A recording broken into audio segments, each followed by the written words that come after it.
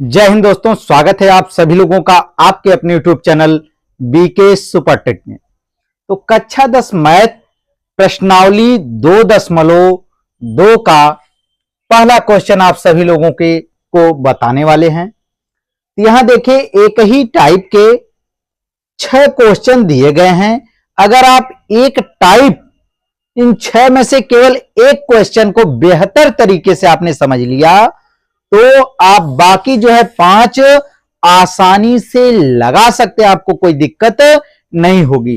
तो इस वीडियो में यह जो पहला क्वेश्चन है यही आपको बताया जाएगा, बाकी 5 आप आसानी से लगा लेंगे, इसलिए वीडियो के एंड तक आप बने रहिएगा। तो चलिए हम क्वेश्चन को पढ़ते हैं। दिया क्या गया है, निम्नलिखित बहुपदों के शून्यकों के योग तथा गुणनफल के बीच के संबंध की जांच कीजिए। कह रहा जो यह बहुपद दिया गया है इसके शून्यकों का योग। अब शून्यकों का योग का मतलब यह समझ लीजिए कि हम पहले क्वेश्चन से ही शुरू करते हैं। पहला हमारा दिया गया है x square minus 2x minus 8, इसको इक्वल टू किसके बराबर लिख लेंगे हम, 0 के बराबर। तो कह रहा शून्यकों का योग। शून्यक का मतलब होता है किसी यक्ष के मान, मानी यक्ष के कौन कौन मान यहां पर रखे जाएं कि यह किसके बराबर हो जाए, 0 के बराबर। तो आपको पता ही होगा कि द्विघात समीकरण है, तो यक्ष के कितने मान निकलेंगे, तो यक्ष के 2 मान निकलेंगे, क्योंकि यक्ष की अधिकतम घात कितनी है, 2 है। तो हमें चाहिए क्या, जब हम इसको सरल करेंगे गुणनखंड विधि द्वारा तो यक्ष के 2 मान आएंगे। तो यक्ष के जो 2 मान आएंगे वही क्या कहलाएंगे, शून्यक कहलाएंगे। तो हमसे पूछा है कि शून्यकों के योग तथा गुणनफल के संबंध की सत्यता की क्या करना, हमें जांच करना है कि जो शून्यकों का योग आ रहा है वो सही आ रहा है कि गलत आ रहा है। तो चलिए शून्यकों के योग का हम आपको फार्मूला बता देते हैं। तो जो यक्ष के 2 मान आएंगे, पहले मान को आप अल्फा मान लेंगे, दूसरे मान को क्या मान लेंगे, बीटा मान लेंगे। तो शून्यकों के योग का फार्मूला होता है अल्फा प्लस बीटा बराबर माइनस बी बटा ए, तथा शून्यकों के गुणनफल का जो फार्मूला होता है अल्फा इंटू बीटा बराबर सी अपान ए। तो हमें जो यक्ष के जो 2 मान आएंगे अल्फा और बीटा, यहां पर उन मानों को रखना है, अल्फा इंटू बीटा आएगा, यहां पर इन मानों को रखना है। उसके बाद बी का मान रखना और ए का मान रखना है, देखना है कि दोनों पक्ष बराबर आ रहा है कि नहीं। यहां पहला मान रखना है यक्ष का और दूसरा मान रखकर गुणा करना है, फिर सी रखना और ए रखना है, फिर देखना कि सही आ रहा है कि नहीं। यही हमें सत्यता की जांच करनी है। तो आपको पता ही चल गया कि यक्ष के जो 2 मान आएंगे अल्फा और बीटा वो क्या शून्यक है, लेकिन आपको दिक्कत कर रहा है कि यह ए बी सी क्या है, यह आपको पता लगाना होगा। तो यहां आप ध्यान से देखिएगा कि हमारा द्विघात समीकरण क्या है, x square minus 2x minus 8 equal to 0। इसमें हम ए बी सी यह अभी सॉल्व नहीं किया जा रहा है, यह केवल आपको बताया जा रहा है कि किस प्रकार से हमें सिद्ध करना है। तो यहां देखिए x square minus 2x minus 8 equal to क्या है, आपका 0 है। तो जो एक्स स्क्वायर है, एक्स स्क्वायर में जिस गिनती का गुणा होता है वह किसका मान होता है, ए का मान होता है। तो यहां आप ध्यान से देख सकते हैं कि एक्स स्क्वायर में किसी भी गिनती का गुणा नहीं है, तो वह किसका मान होगा, ए का मान होगा। और किसी गिनती का नहीं गुणा किसका गुणा माना जाता है, 1 का गुणा माना जाता है। तो ए बराबर क्या हो गया, आपका 1 हो गया। इसके बाद जो यक्ष का गुणांक होता है उसको क्या माना जाता है, बी माना जाता है। तो यहां देखिए यक्ष का गुणांक कुछ नहीं, क्या यक्ष का जो गुणांक है आगे क्या लिखा गया, 2 लिखा गया है, उसके आगे माइनस लिखा गया है, तो चिन्ह के साथ गुणांक लिखा जाता है। तो आप लिखेंगे बी का मान क्या हो गया, -2 हो गया।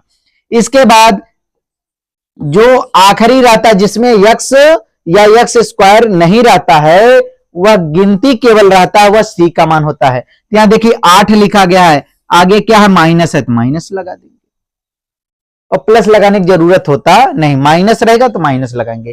तो हमें ए का मान भी पता चल गया, बी का मान भी पता चल गया, और किसका मान पता चल गया, सी का भी मान पता चल गया। तो यहां पर इन मानों को रखेंगे और जांच करेंगे, लेकिन हमें क्या निकालना पड़ेगा अभी, अल्फा और बीटा, माने यक्स के दोनों मान को निकालना पड़ेगा। तो चलिए गुणनखंड विधि द्वारा यक्स के दोनों मानों को निकालते हैं। यही प्रोसेस आप सभी में करेंगे।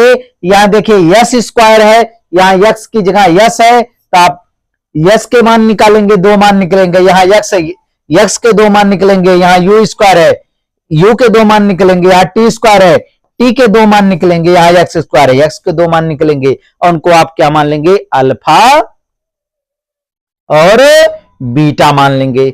चलिए इसको हम क्या करते हैं, सॉल्व करते हैं। तो इसका हम क्या कर देंगे, गुणनखंड। तो गुणनखंड आपने पिछली कक्षाओं में भी सीखा होगा, अगर आप नहीं जानते तो यहां भी आप आसानी से सीख सकते हैं। यहां देखिए जो एक्स स्क्वायर का गुणांक होता है, एक्स स्क्वायर का गुणांक कुछ भी नहीं तो कितना मानेंगे, एक मानेंगे। इस एक का गुणा किसमें करते हैं, लास्ट वाले यानी सी वाले पद में गुणा करते हैं, अचर पद में गुणा करते हैं। तो एक का गुणा जब 8 में होगा आपका, तो 1 गुणे 8 बराबर क्या हो गया आपका, 8 हो जाएगा। अब इस 8 का ऐसा गुणनखंड करना है कि जोड़ने पर उन दोनों खंडों को या घटाने पर मध्य का पद जो 2 है वह आ जाना चाहिए। तो 8 का हम क्या करेंगे, गुणनखंड कर देंगे। 2 चौक 8, 2 दूना 4 और 2 एक कम 2, कै ठो 2 आ गया, 3 ठो आया, 2 गुणे 2 और गुणे 2। अब इसी में से कोई न कोई खंड आपस में मिलाएंगे तो मध्य का आ ही जाएगा। चलिए इन दोनों को हम एक साथ ले रहे हैं, इसको अकेला कर दे रहे हैं। तो 2 दूना 4, 4 दूना 8, गुणा करने पर 8 तो आएगा ही। चलिए देखते हैं जोड़ने या घटाने पर 2 आ रहा क्या, 4 में 2 जोड़ेंगे 6 हो गया, लेकिन घटा कर देखते हैं 4 से 2 जाएगा, कितना आ गया, 2 हो जाएगा। यानी घटाने पर मध्य का पद हमें पता चल जा रहा है। तो 4 से 2 क्या कर देंगे, घटा दिया जाएगा। तो चलिए इसको हम क्या करते हैं, लिख लेते हैं। तो यहां आपका क्या है, एक्स स्क्वायर, आगे चिन्ह माइनस का, माइनस लगा देंगे। इस 2 को क्या लिख सकते हैं, 4 माइनस 2, क्योंकि 4 दूना 8, 4 से 2 जाएगा, कितना आ जाएगा, 2 आ जाएगा, 4 में से 2 घटाएंगे 2, और क्या हो गया, एक्स हो गया, -8 बराबर। शायद यहां तक आपको कोई दिक्कत ना, बस इसी का रूप बदला गया है, समीकरण सेम। 2 को क्या लिख दिया गया, 4 माइनस 2, 4 में से 2 जाएगा, 2 ही आएगा। ठीक, अब क्या करते हैं, आगे का चिन्ह का भी गुणा है, बगल में एक्स का भी गुणा करते हैं। तो एक्स स्क्वायर, माइनस का प्लस में गुणा होगा, माइनस ही हो जाएगा, 4 में चिन्ह का गुणा हो गया -4, और यक्स सटा देंगे, -4x। यहां देखिए माइनस, यहां भी माइनस, माइनस माइनस प्लस, और क्या हो जाएगा, 2 हो जाएगा, और यक्स इसमें भी क्या करेंगे, सटा देंगे। -8 बराबर आपका क्या हो गया, 0 हो गया। शायद यहां तक आपको दिक्कत ना हो।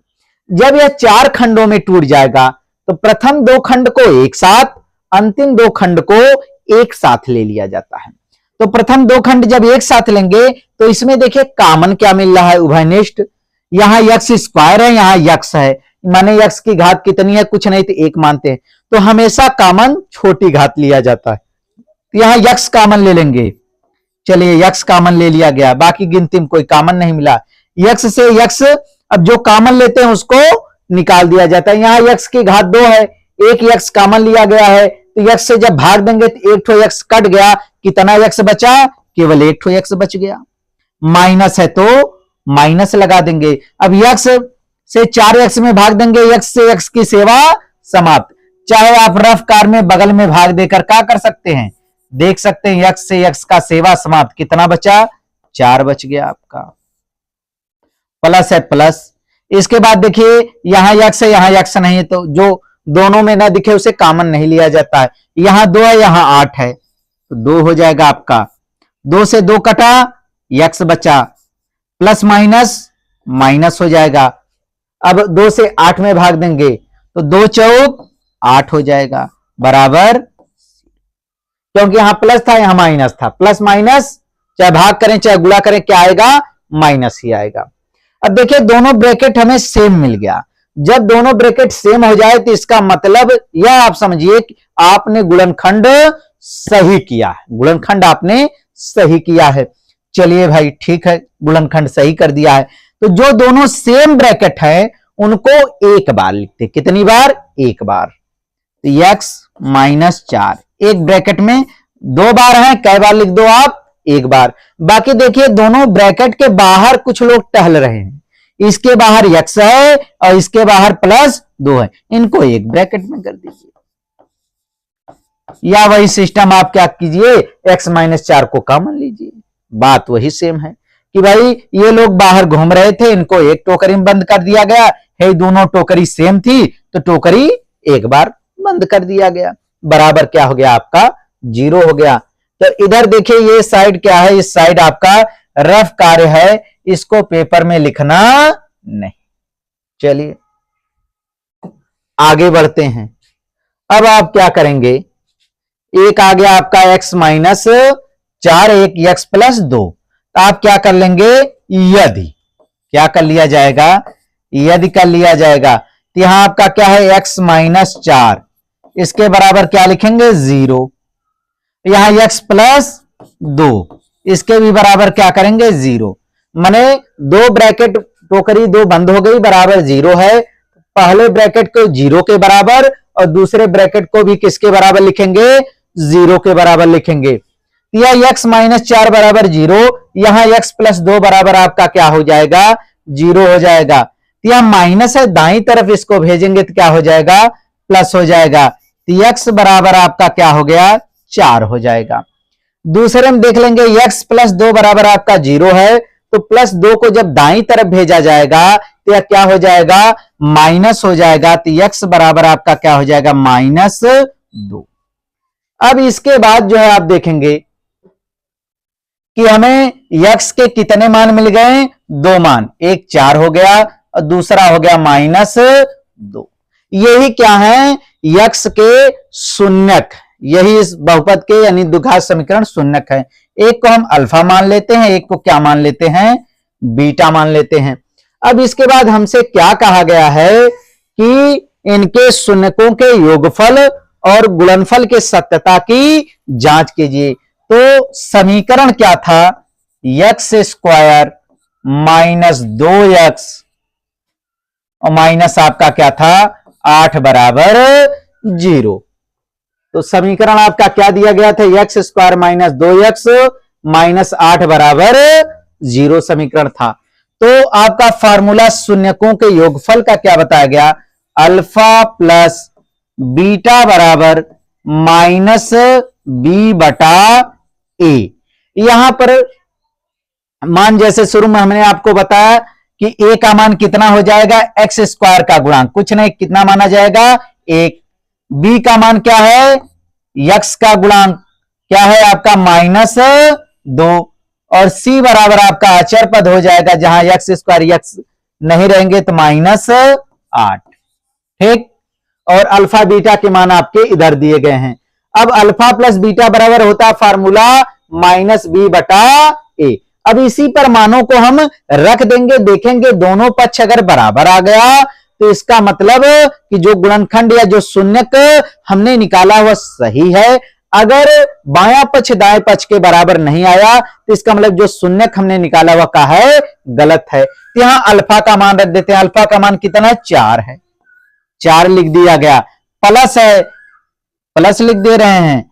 फिर बीटा का मान है माइनस 2, हमने लिख दिया माइनस 2 बराबर, इसके बाद माइनस बी, माइनस फार्मूले में ही है, बी का मान क्या माइनस 2, तो हमने लिख दिया माइनस 2, और बटे आपका क्या है ए। तो ए का मान कितना दिया गया है, ए का मान है आपका, ए का मान है 1। चलिए ठीक, 1 लिख दिया गया। यहां देख सकते हैं आप 4 या प्लस माइनस का गुणा क्या होता है, माइनस होता है, बराबर। यहां देखिए माइनस माइनस गुणा प्लस, तो यह +2 हो जाएगा, 1 से भाग देने पर कोई परिवर्तन नहीं होगा, यह हो गया आपका 2। तो 4 में से 2 जाएगा आपका 2 बराबर 2। इसका मतलब दोनों पक्ष क्या आ गया, बराबर आ गया, यानी शून्यकों का जो योगफल निकला वो क्या है, सही है। चलिए हम गुणनफल का भी जांच कर लेते हैं। तो गुणनफल का जब जांच करेंगे तो alpha into beta equal to C upon A, क्या होता है, सी बटा ए। चलिए इसका जांच कर लेते हैं। अल्फा का मान 4 आया है, 4 गुणे बीटा, बीटा का मान कितना है, -2 है, बीटा का मान कितना है, -2 बराबर सी, सी का मतलब अचर पर सी का मान कितना, -8 है, तो -8 लिख दिया गया, बटे ए का मान कितना दिया गया है, 1 दिया गया है, 1 लिख दिया गया। अब देखिए प्लस 4 के आगे कुछ नहीं, चिन्ह क्या माना जाता है, प्लस, प्लस और माइनस का गुणा माइनस, 4 में 2 का गुणा, 4 दूना 8 बराबर, यहां देखिए 1 से भाग देने से कोई परिवर्तन नहीं होगा, तो यह हो जाएगा आपका -8, यानी बायां पक्ष दाएं पक्ष के क्या है, बराबर है। तो हमने क्या किया, हमसे कहा क्या गया था सवाल में कि जो बहुपद दिए गए हैं, बहुपदों के शून्यकों के योग तथा गुणनफल के बीच के संबंध की जांच कीजिए। तो हमने जांच में क्या पाया कि बायां पक्ष दाएं पक्ष के क्या है, बराबर है, अतः गुणनखंड क्या है आपका, सही है। अगर बायां पक्ष दाएं पक्ष के बराबर नहीं आता तो इसका मतलब हमने गुणनखंड नहीं सही किया, अल्फा बीटा का मान क्या निकाला, गलत निकाला। लेकिन दोनों पक्ष जो है बराबर आ गए, फार्मूले में सेट हो गए, इनके योगफल और गुणनफल के फार्मूले में, तो अतः यह क्या हो गया आपका, सिद्ध हो गया, हमने सत्यता की जांच कर लिया, तो गुणनखंड हमारा क्या है, सही है।